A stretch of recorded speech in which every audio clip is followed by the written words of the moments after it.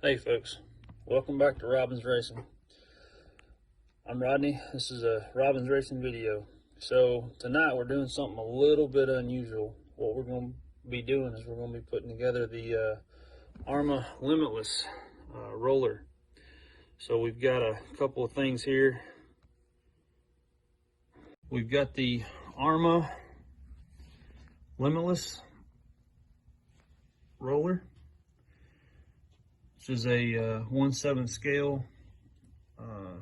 We use them for drag racing here in Middle Georgia. What we're going to be doing tonight is we're going to be also putting on the Spectrum 1250 kV brushless motor with the Spectrum 160 amp ESC. We're going to be using the Spectrum 6110 AT receiver. We're going to pair that up with the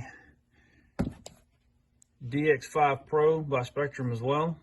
And then finally, we're just going to finish off our steering with the Arma ADS 15M steering servo. Okay, all right, so we've unboxed the car at this point. And we've also unboxed all the items that we're going to be using today, including our servo, our Spectrum receiver, the high-speed gear out of the box with the car, our Spectrum DX5 Pro remote control, our Spectrum 1250 Firma motor, our Spectrum ESC, as you can see.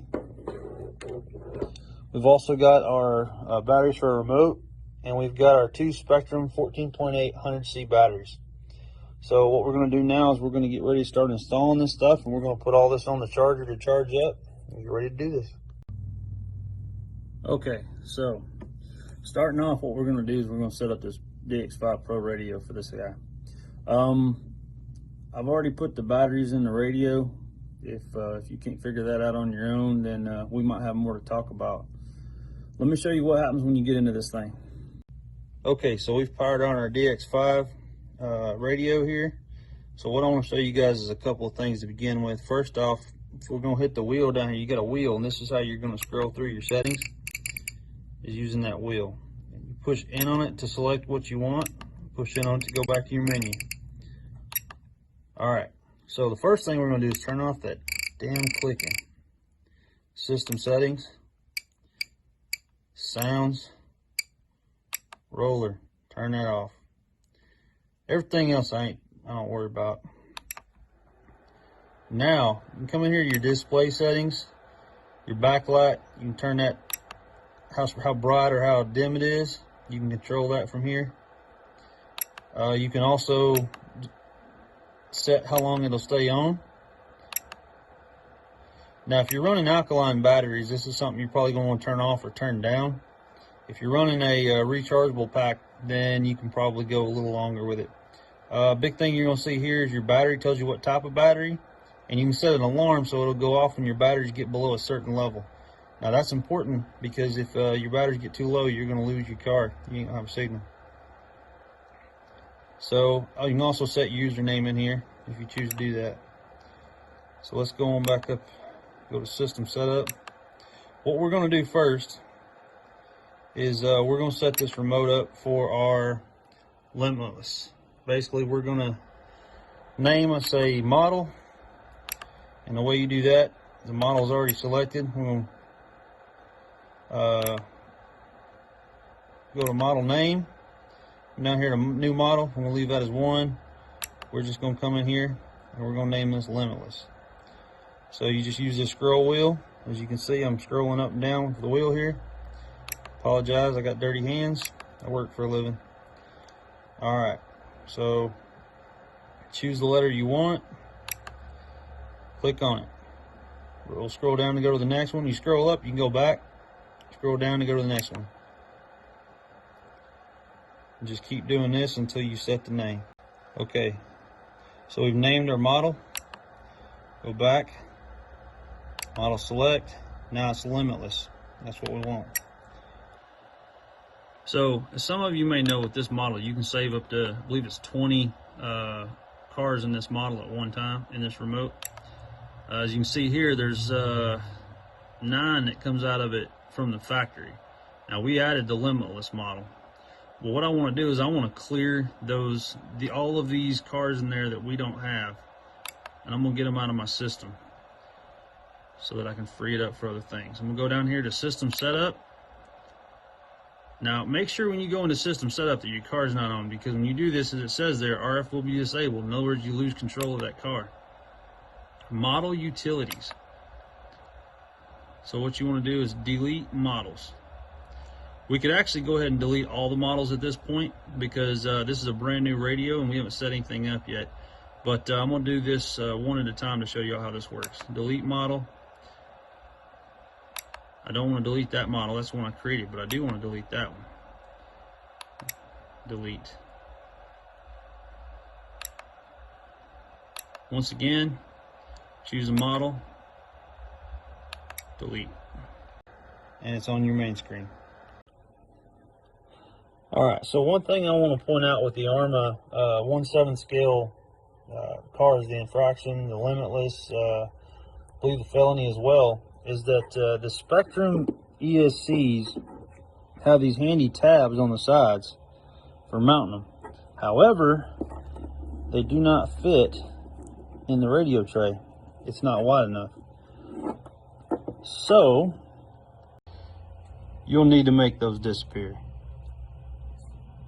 How you choose to do that, up to you. Okay, so when you're mounting your ESC in your car, obviously you want to secure it down. What I use is the Dynamite servo tape. This is the 1.5 inch, very wide servo tape, very wide ESC.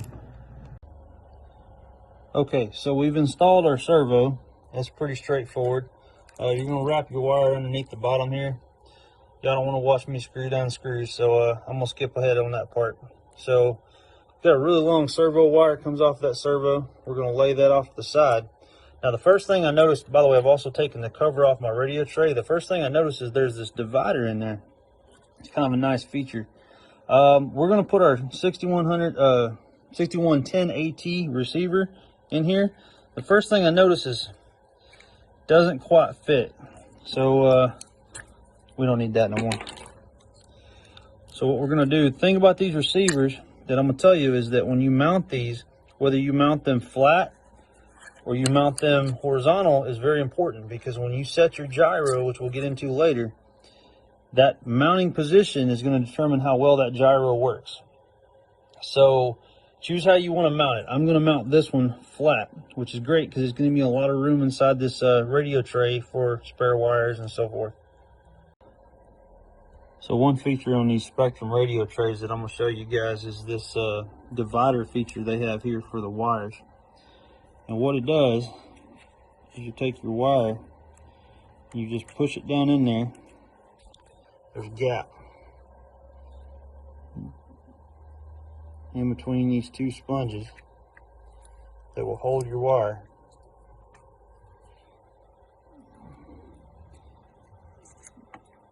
Some people would call that an innovative feature. Some people say they like it. I think it's a little bit of a pain in the butt, but it works. So I always start off by putting my antenna wire all the way at the bottom. First thing I'm doing right now, if you guys don't know, is this right here is your antenna tube. There's a set screw right behind it, really small. It's a 1.5 millimeter set screw. It's down in there. Let's see if I can get down where you see it. Right in behind that. So you want to take that set screw all the way out.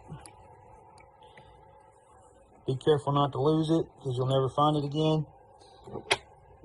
And then what you do is you can get your antenna tube out. Go ahead and route that through your antenna, put it back down in there, put the set screw back.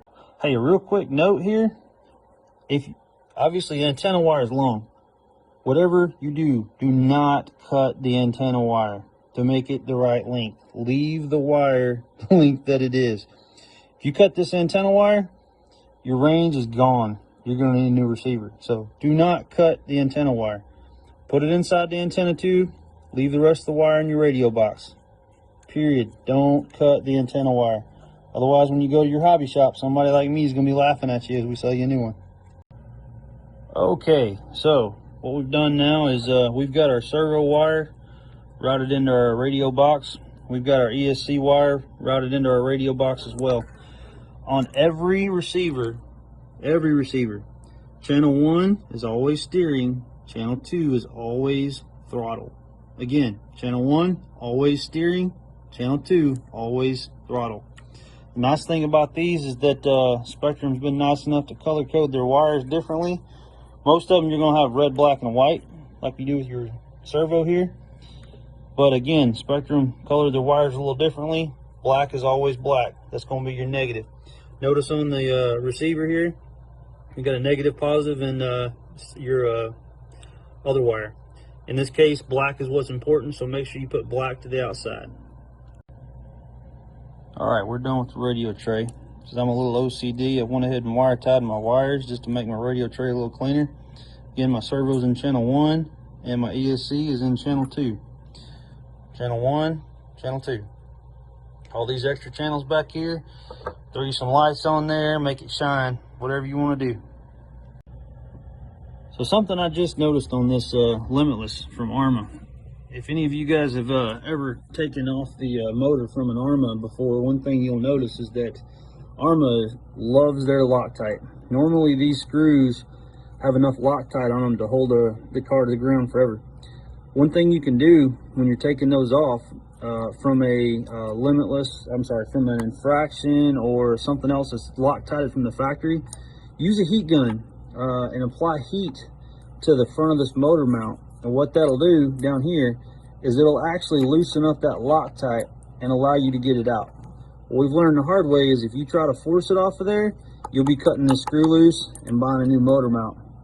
Okay, so I took my motor mount off my car and I'm getting ready to mount it on my motor. Now, the first thing that I realized was I'm missing my screws that go into my motor. Quick peek at the manual and I realized that they're actually included in the bag with the high-speed gear. Okay, so what we're going to do is we're going to put our screws into our motor mount to hold it. One thing here you need to think about is what direction do you want your wires to go when you put that motor in the motor mount. And in this case, we want them coming straight up. So what we're doing is we're mounting our motor mount so that the top part of the motor mount is facing our wires. The other thing to keep in mind is Loctite. So anytime you put a metal screw into a metal surface, you want to use Loctite. I'm using the TLR Loctite. Now, because this is our motor, we just want to use just the smallest amount of Loctite. Don't go overboard with your Loctite on your motor, because what happens is if you put too much Loctite in there, it can get down into the motor and cause you to have all kinds of problems. So use a little bit of Loctite, but don't get carried away. Okay, so we mounted our motor. We haven't secured anything down at this point, and we've put our gear on our shaft. What I want to look at this point is getting my gear so it's completely centered up on my other one, my pinion gear and my spur gear. Now, I'm not worried about having them the right tension or anything like that, but what I'm looking at is getting down the right spot on my motor shaft. I want it to be as centered on my spur gear as I can possibly get it. Looks like that right there is my solution. So what I'm going to do is I'm going to use a Sharpie and I'm going to just put a small mark right on my shaft of my motor. That way I can pull my motor off, mount my gear back up, and have everything right where I want it. Okay, so we mounted our motor. We haven't secured anything down at this point, and we've put our gear on our shaft. What I want to look at this point is getting my gear so it's completely centered up on my other one, my pinion gear and my spur gear. Now, I'm not worried about having them the right tension or anything like that, but what I'm looking at is getting down the right spot on my motor shaft. I want it to be as centered on my spur gear as I can possibly get it.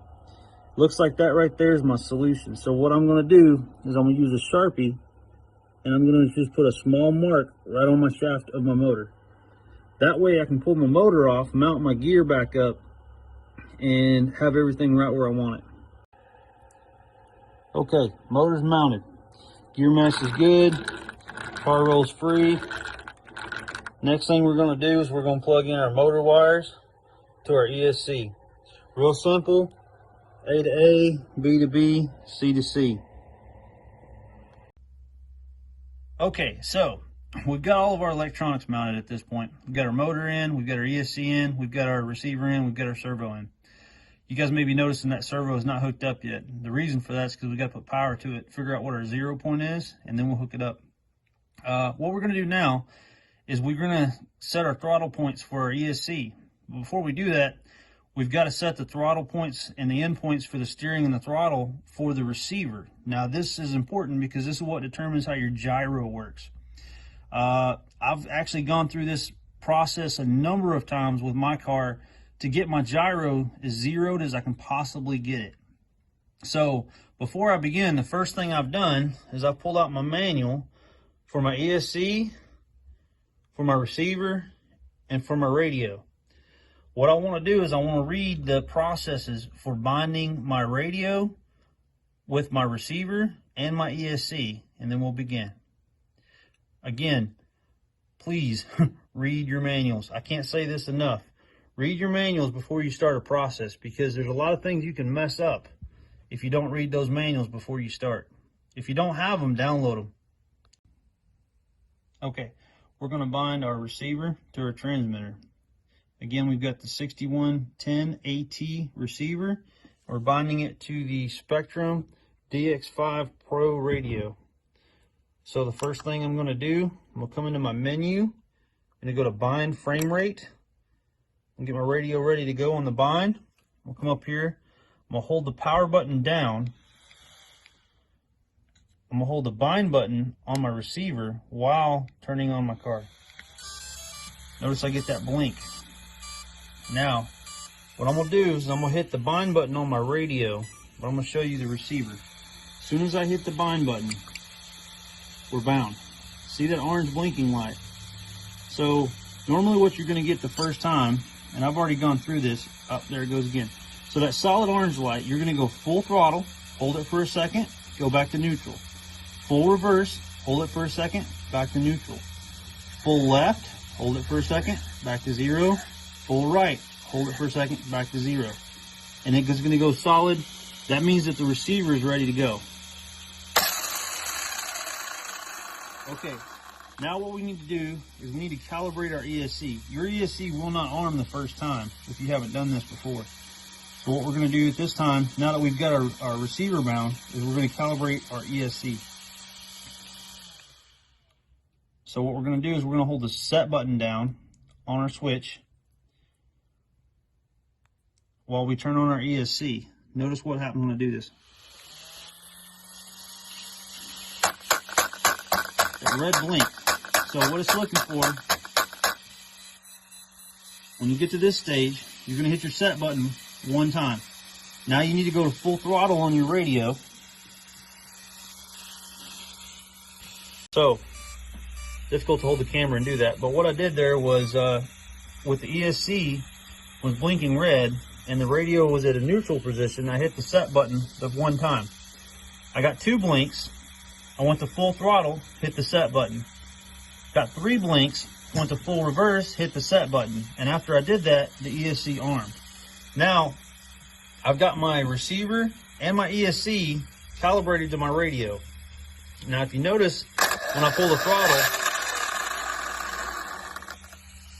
my motor is turning backwards. So my car is going in reverse. What this is that the way these ESCs are set up from the factory is that the motor is set to rotate counterclockwise. So if you get into your manual, it's going to tell you how to go through your settings to change your motor setting from counterclockwise to clockwise. In your manual, you'll find this nice handy dandy page, page 10, and what you'll see is for the 160 amp, which is going to be page 11, setting 2, the motor rotation is counterclockwise. What we're going to do now is we're going to turn that to clockwise. So we're working on changing the rotation of this motor on this ESC. And again, we're running the Spectrum Firma Smart ESC, the 160 amp. Now, you can get into the settings on this ESC, And if you look at the manual on page 11, it'll tell you what all of your settings are currently set to. Now the problem we have is that setting number 2, the motor is set to rotate counterclockwise, and that is causing us problems because our car is going backwards. So really quick to run through this, you've got several modes here, several different options that you can change. Now the instructions tell you how to do this using what's called the blinky mode, where you use the set button on your power switch to do that. If you're feeling froggy, by all means, but what I highly recommend is go to your local hobby shop and pick up one of these bad boys.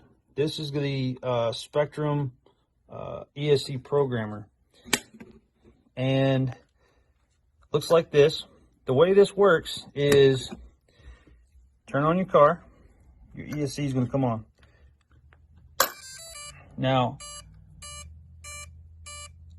you're going to wait for your ESC to arm. Hit the any button basically is going to take you into it. Okay, our first setting we've got here is our running mode. We've got forward, reverse, and brake, and we're at option 2. You got to select an edit, a reset, and a save button on your programming box. If I choose select, this will take me through all of my settings on my ESC. And the nice part about this box is it gives you a digital readout. So for our first one, we have forward, reverse, and brake. We're going to leave that alone. For drag racing, we tend to go with forward and brake. We turn off the reverse. Also for course racing or other things, a lot of times a reverse may not be allowed, and this is how you turn that off. In order to do that, you're just simply going to hit save, and it's going to save it to that setting. Again, we're going to leave it set to forward, reverse, and brake. Now we're going to go to option 2. This is what we needed to change. Our motor is set to counterclockwise. We need to change that to clockwise. So we're going to hit save. To run through some of these other options you've got, box. If I choose select, this will take me through all of my settings on my ESC. And the nice part about this box is it gives you a digital readout. So for our first one, we have forward, reverse, and brake. We're going to leave that alone. For drag racing, we tend to go with forward and brake. We turn off the reverse. Also for course racing or other things, a lot of times a reverse may not be allowed, and this is how you turn that off. In order to do that, you're just simply going to hit save, and it's going to save it to that setting. Again, we're going to leave it set to forward, reverse, and brake. Now we're going to go to option 2. This is what we needed to change. Our motor is set to counterclockwise. We need to change that to clockwise. So we're going to hit save. To run through some of these other options you've got, LiPo cells, what this is, your low voltage cutoff. Leave that set to auto calculate. Your cutoff, typically for drag racing, we'll set this to low. You can leave it set to medium or high depending on what your choices are. Your BDC voltage, this one is at 8.4. Now, depending on your servos and so forth, would determine whether or not you want to run an 8.4, a 6, and that's going to be your 2 options that you've got on this one. I'm going to go ahead and set that to 6. Max braking. So I've noticed with the 7-scale cars, such as the Armas, that the braking tends to be a little weak on these cars. So what I'm going to do is I'm going to go ahead and turn this one up to 75%. And that just means that the amount of force the motor can produce to make the car go forward, it can produce to make it stop. Max reverse, 25% is probably a good setting. Punch level. So your punch is effectively how quickly the power goes from your finger to the motor. Without getting into the technicalities of it, basically the higher the punch level, the faster your car is going to take off. The lower the punch level, the slower it's going to take off. But you're not going to notice a huge difference with this between 1 and 5. Your gearing is going to make a big difference on that as far as whether or not you're going to mess with that setting too much. We're going to leave ours set to 3, right in the middle. Okay. Max braking. So I've noticed with the 7-scale cars, such as the Armas, that the braking tends to be a little weak on these cars. So what I'm going to do is I'm going to go ahead and turn this one up to 75%. And that just means that the amount of force the motor can produce to make the car go forward, it can produce to make it stop. Max reverse, 25% is probably a good setting. Punch level. So your punch is effectively how quickly the power goes from your finger to the motor. Without getting into the technicalities of it, basically the higher the punch level, the faster your car is going to take off. The lower the punch level, the slower it's going to take off. But you're not going to notice a huge difference with this between 1 and 5. Your gearing is going to make a big difference on that as far as whether or not you're going to mess with that setting too much. We're going to leave ours set to 3, right in the middle. Okay, timing. So timing is interesting. With a electric motor, when you advance your timing, what it does is it's going to change how the motor reacts to the power it's receiving from the ESC. Now, the thing about this is that you can get better performance out of your motor by adjusting your timing. However, be careful doing this because you can burn a motor up really carefully if you've got your gearing too high and you turn your timing up too much. You're going to generate too much heat. And this can be very, very risky with your motor. So to be on the safe side, I would leave that set to 0 unless you really know what you're doing with timing. Okay, and we don't want to restore default. So now we've gone through all of these settings. Just to run through it really quick to make sure we got everything right where we want it. Counterclockwise, auto calculate, low, 6 volts, 75%, 25%, punches at 3, timing is at 0. We're good. So what we're going to do now is we're going to turn off our ESC.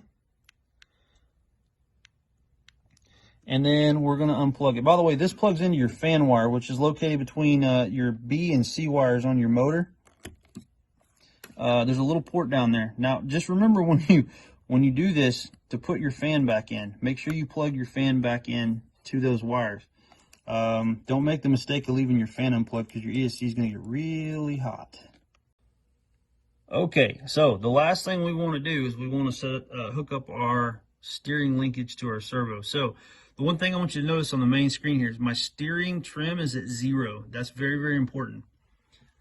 So what we're going to do now is we're going to put our steering horn onto our servo. So let's go ahead and turn our car on.